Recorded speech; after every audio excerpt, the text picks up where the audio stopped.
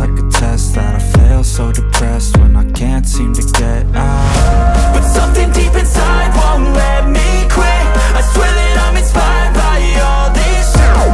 Tell me that I can and I won't. That's what guides me the most. Your lies, I'll do what I want. The gas in the back of the set, never leave, she's so bad.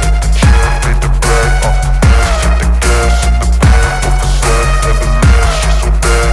Can't beat the brag, hit the gas in the back of the set, never leave, she's so bad. Can't beat the brag, hit the gas in the back of the set, never leave, she's so bad.